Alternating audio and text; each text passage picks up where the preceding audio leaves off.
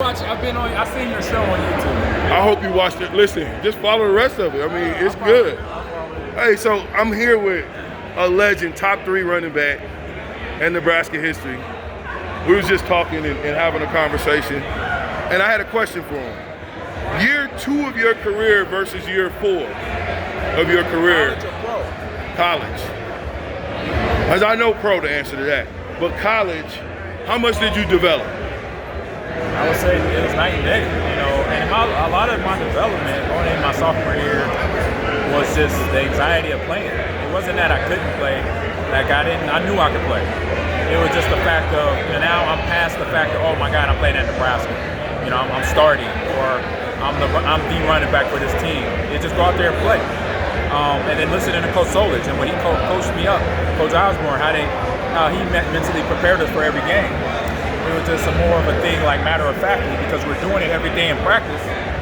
Nothing's going to change on Saturday.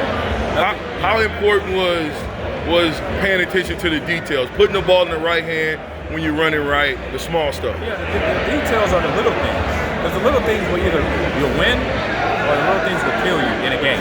You'll lose a game because of the little things. So if you don't do those little things, holding the ball high and tight, extending all the way through a cut block.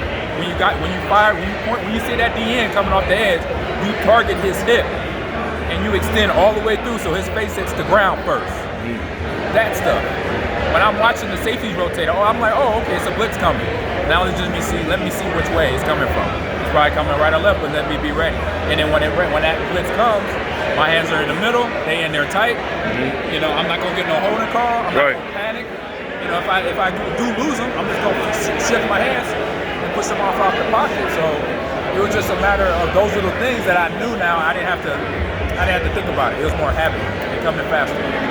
What are you doing these days, Ahman? I mean, it's been, we were just talking about age, and I know I'm an old fart, but you a young fart though, I mean, well, it seems like it, but what are you doing these days, 23 years later from the last championship? Oh, well, I'd say the main thing I'm doing, I coach at Esports at Lakeland University, and I coach right now 4 different games, Call of Duty, League of Legends, Rocket League, and Overwatch, and for this season.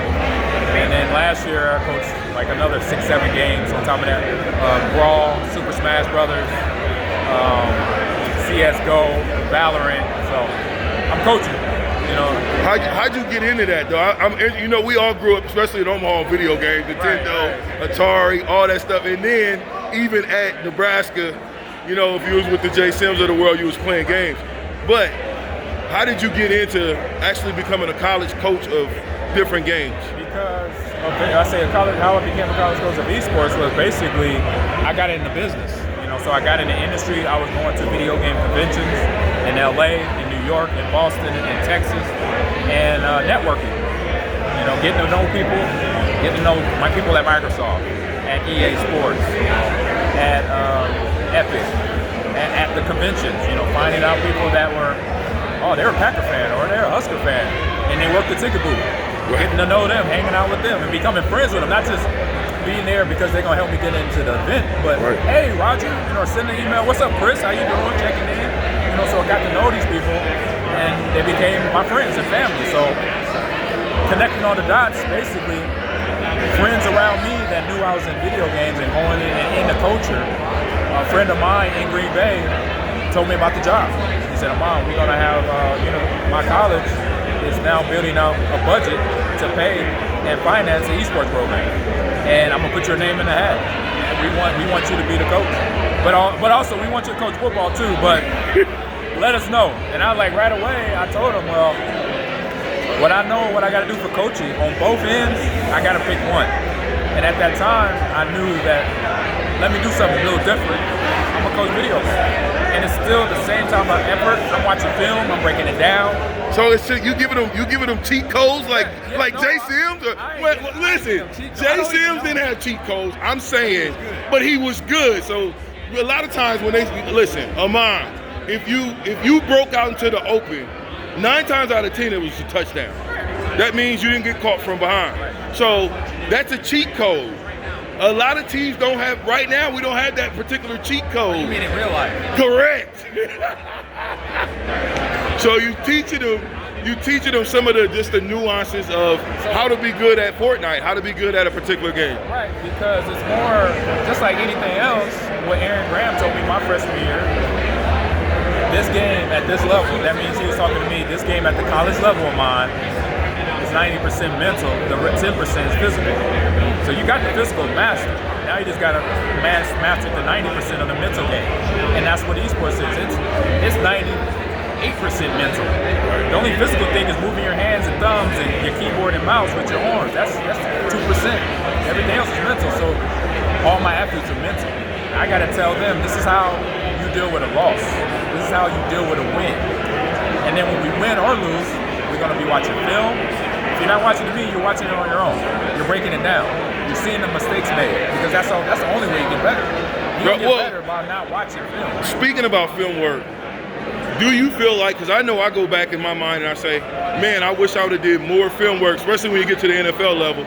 I wish I would have did more film work when I was in college, like I learned to do when I was in the league. You know, was it a difference? Talk about a little bit about a difference in film work from college to the pros. Well, it was the same. I was watching film as a freshman.